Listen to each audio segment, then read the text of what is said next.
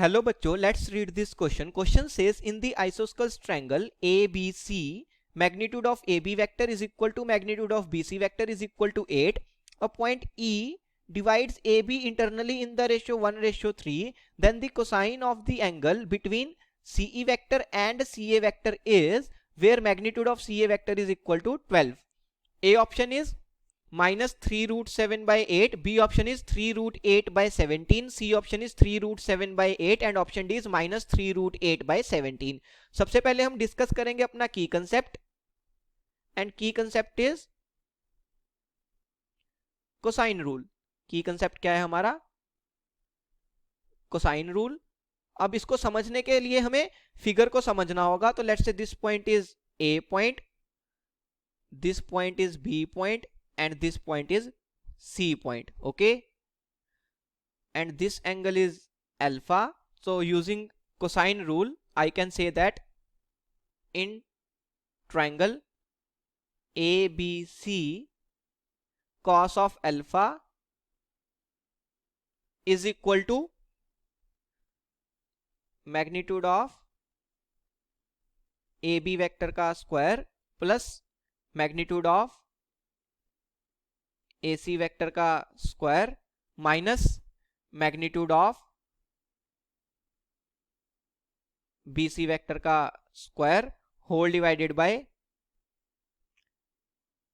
2 times magnitude of AB vector into magnitude of AC vector. ये हमारा क्या होता है?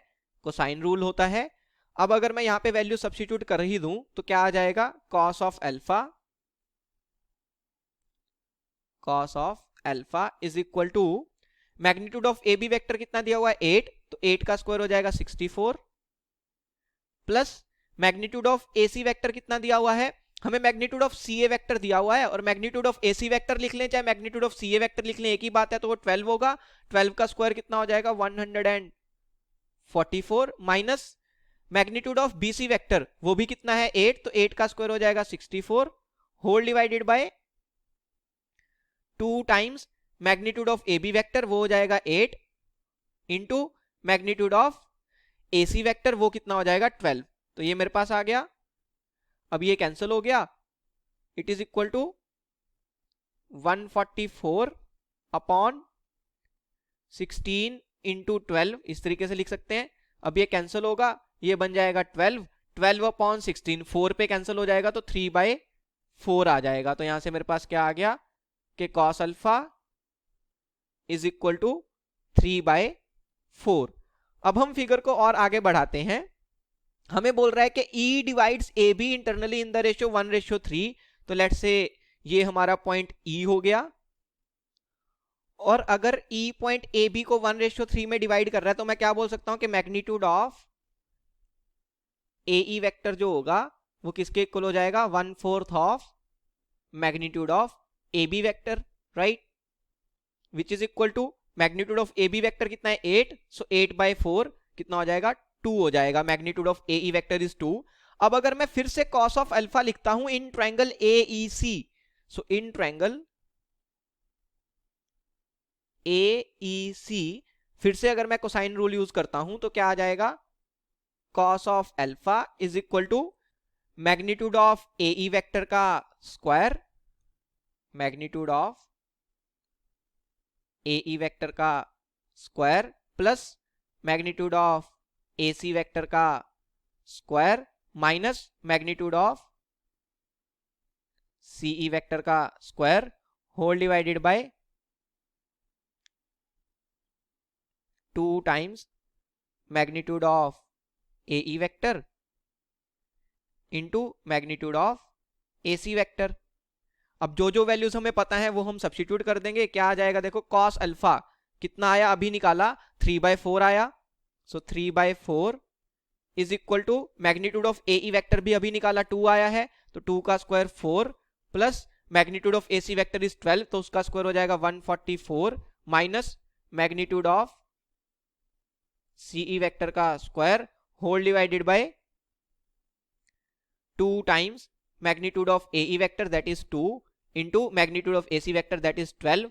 तो यहाँ से देखो 2 इंटू 2 4 हो जाएगा, वो कैंसिल हो जाएगा, 12 इंटू 3 36 हो जाएगा। सो लेफ्ट हैंड साइड पे आ गया 36 इज equal to 144 plus 4 that will be 148 minus magnitude of CE vector का स्क्वायर। तो यहां से मेरे पास क्या आ जाएगा कि मैग्नीट्यूड ऑफ सीई वेक्टर का square is equal to 148 minus 36 that will be 112। दोनों तरफ अगर मैं स्क्वायर रूट ले लूं तो मैग्नीट्यूड ऑफ सीई वेक्टर कितना आ जाएगा, square root of 112 that will be 4√7।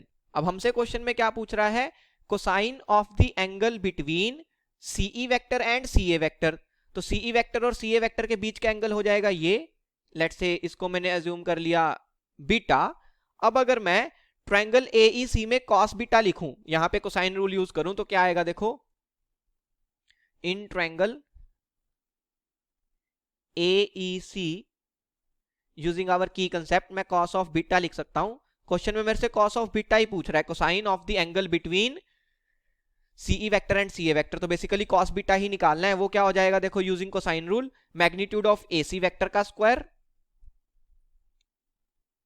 Magnitude of AC vector का square plus magnitude of CE vector का square minus magnitude of AE vector का square whole divided bye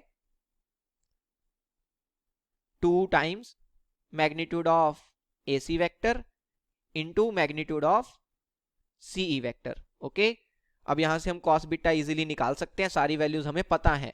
so cos of beta will be, AC vector का magnitude कितना है 12, तो उसका square हो जाएगा 144 प्लस CE वेक्टर का मैग्नीट्यूड कितना आया है 4√7, या फिर उसका स्क्वायर कितना आया है 112, तो डायरेक्टली 112 पुट कर देंगे, माइनस AE वेक्टर का मैग्नीट्यूड था 2, तो उसका स्क्वायर हो जाएगा 4 whole divided by 2 times magnitude of AC vector is 12 and magnitude of CE vector is 4√7। तो यहां पे क्या आ जाएगा 4√7 which is equal to 144 plus 112 minus 4, वो हो जाएगा 252।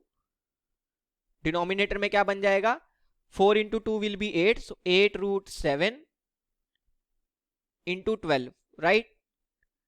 अब ये आपस में कैंसिल होंगे, 12 और 252 कैंसिल हो जाएगा, तो बचेगा कितना 21। So it is equal to cos of beta is equal to 21 को लिख सकते हैं 7 इंटू 3 अपॉन 8√7, 7 अपॉन √7 हो जाएगा, तो ये कितना आ जाएगा 3/8 टाइम्स स्क्वायर रूट 7। और कॉस बीटा ही मेरे को निकालना था, कौन सी ऑप्शन मैच कर जाएगी, 3/8 times √7. So option C is my final answer. Hope you understood it well. Best of luck. Thank you.